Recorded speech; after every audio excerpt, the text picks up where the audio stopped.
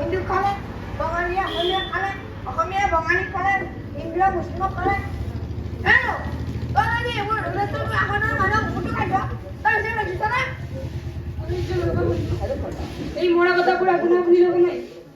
এইবোৰ হৈছে আমাৰ ৰজা মহাৰজাবোৰ সিংহাসনত টিকি থকা প্ৰজাৰ মাজত বিভেদৰ বিষ সিঁচি দিয়া আৰু নিৰ্বিঘ্ন প্ৰজাক লুটি পুতি ৰাজভোগ খোৱাৰ যুগে যুগে এয়াই হৈছে ৰজাঘৰীয়াৰ কুট কৌশল।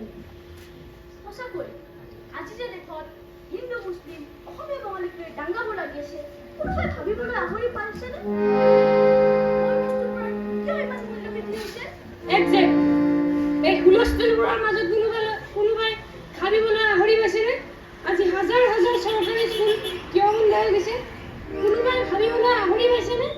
এদিন আমাৰ আটা পিতাহঁতে কান্ধত বাঁহ বেত কঢ়িয়াই আমি সজা স্কুলবোৰ এৰি নিজৰ সন্তানক মানুহ হ'বলৈ কিয় প্ৰাইভেট স্কুললৈ খাবলৈ মেলিব লগা হৈছে? এই প্ৰত্যেকটো কিয় উত্তৰ বিচাৰিবলৈ গ'লে তুমি দেখিবা কিছুমান ৰক্তাক্ত হাতে কেনেকৈ সমাজখনক আন কাপোৰৰ আঁৰৰ পৰা পুতলাৰ দৰে নচুৱাই আছে। এই আৰ্ঘবোৰখনে হৈছে হিন্দু মুছলিম, এই আৰ্ঘবোৰখনে হৈছে অসমীয়া ভাষী কঙালী, এই আৰ্ঘবোৰখনে হৈছে বড়ো ভাষী কঙালী। আজি যদি আমাৰ সমাজ সভ্যতাক বচাব খোজে তেন্তে এই আৰ্ঘবোৰখন ফালি পেলাব লাগিব আৰু ৰক্তাক্ত হাতখনক মুচৰি ভাঙি পেলাব লাগিব। গচ্ছামি ধৰ্মং শৰণং গচ্ছামি বুদ্ধং শৰণং গচ্ছামি।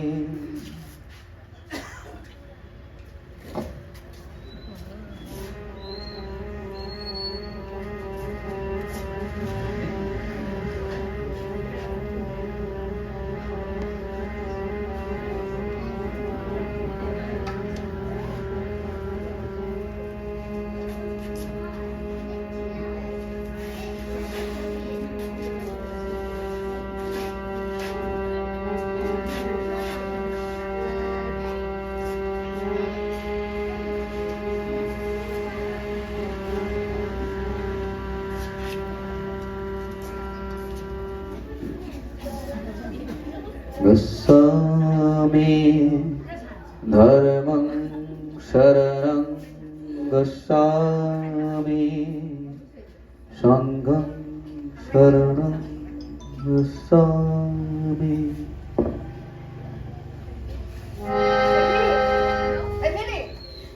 কালিৰ পৰা দেখা এই মূৰ্তিটোক কেনেকৈ বহুত এটা বুদ্ধ বুলি সজাই পেলাই এটা অস্পষ্ট হৃদয়বন্ধ কোনো গৱেষণা কোনো অধ্যয়ন নকৰাকৈ এনেকৈ চাপ মাৰি থৈ গ'ল।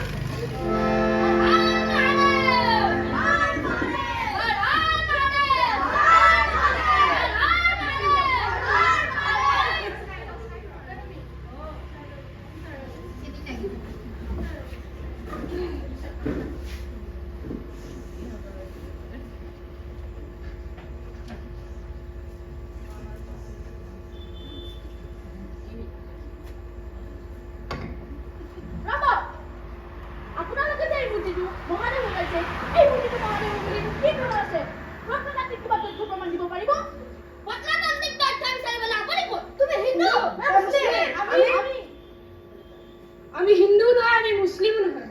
প্ৰথমতে আমাৰ পৰিচয় আমি মানুহ। তোমালোকৰ বেবেলিবান কথা আমি ক'লা আমাৰ সময় নাই। তোমালোকৰ যদি অসুবিধা হৈছে ইয়াৰ পৰা আঁতৰি যোৱা। অসুবিধা আনিব নিদিলো, আপোনালোকে আমাক অসুবিধা দিবলৈ আহিছে। কাৰণ এই বকুল গছৰ তলতে এই মূৰ্তিৰ ওচৰতে আমাৰ বকুলনি অঞ্চলৰ মানুহবোৰ একেলগে বহো মনৰ কথা পাতো, কিন্তু এতিয়াৰ পৰা কোনোবা এটা বহিলে কোনোবাই অসুবিধা পোৱা হ'ব। যি অসুবিধাৰ সৃষ্টিকৰ্তা আপোনালোক।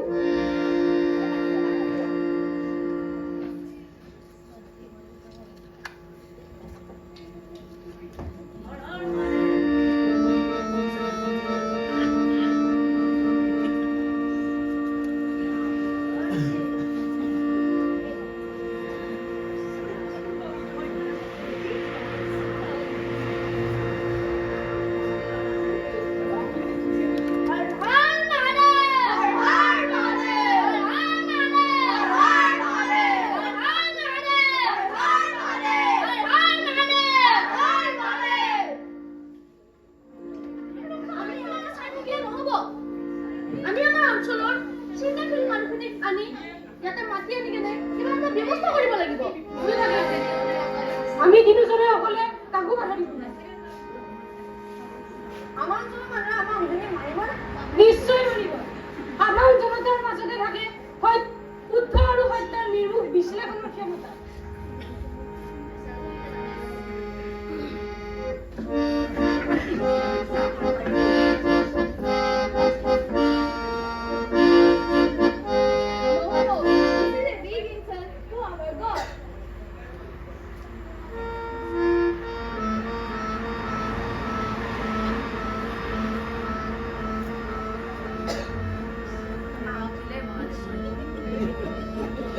ৰ'ব! মূৰ্তিটো লৈ আপোনালোকৰ কি উদ্দেশ্য? নিৰীক্ষণ কৰি আমি বুজিব পাৰিছো যে এইটো এটা যিকোনো মূৰ্তি আছিল। তাৰে ক্ৰমত ইয়াৰ ওপৰ অংশ ভাঙি পৰোঁতে ই অস্পষ্ট হৈ পৰিছে।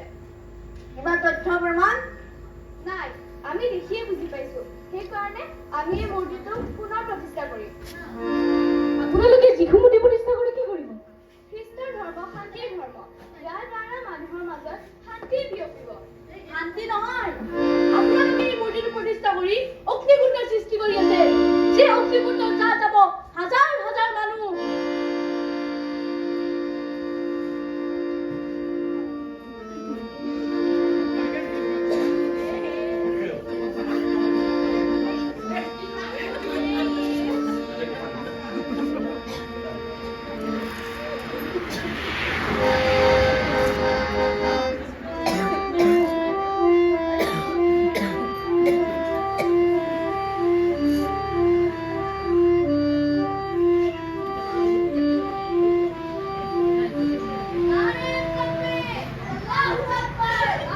বলে তোমরা তারা ধার্মিক আইব, কিন্তু মানুহ নাইব। মানুহক আমি মাতি আনিব লাগে, নহলে এই বগুলনিৰ দৰে শান্তিৰ ঠাইত পৰমাণু বোমাৰ বিস্ফোৰণ হ'ব।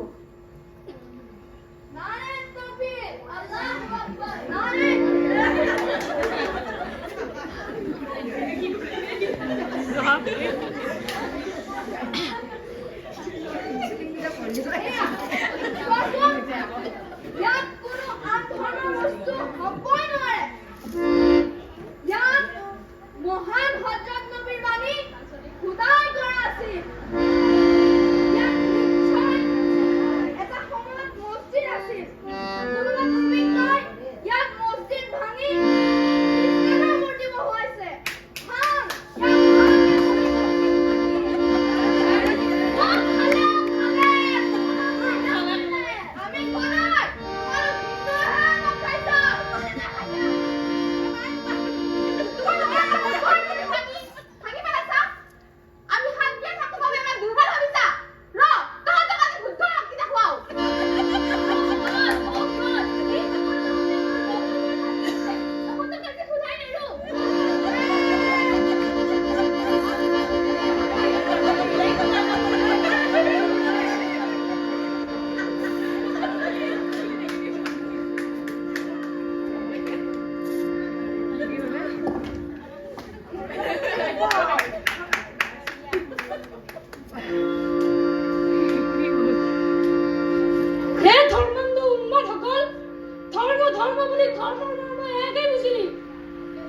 এদিন মানৱ সমাজক দয়া, পৰোপকাৰ, সত্য সুন্দৰ সাধনা কৰিবলৈ শিকোৱা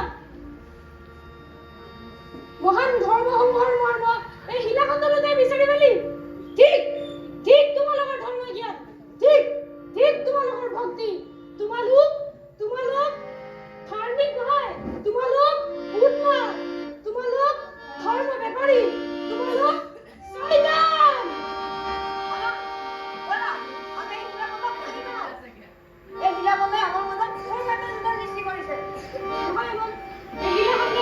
আমার মাঝে যুদ্ধ লগা নাই, আমার মাঝে যুদ্ধ লাগাইছে আমার অজ্ঞানতা, আমার অবদ্ধতা। এই বকুল গছজোপাই যেনেকৈ আমাক চাহ দি আছে, বিশুদ্ধ বায়ুৰ যোগান ধৰি আছে, তেনেকৈ এই শিলাখণ্ড দুই আমাক দি আছে সহনশীলতাৰ শিক্ষা, বিলাইছে সৌন্দৰ্য। আজি আমি শপত লওঁ, বকুলনিৰ এই বকুল গছজোপাৰ তলত আমি সকলো মানুহবোৰ আগৰ দৰে একেলগে বহিম। মৰম, স্নেহ, ভাতৃত্ব মুঠেৰে মনৰ কথা পাতিম। সাধু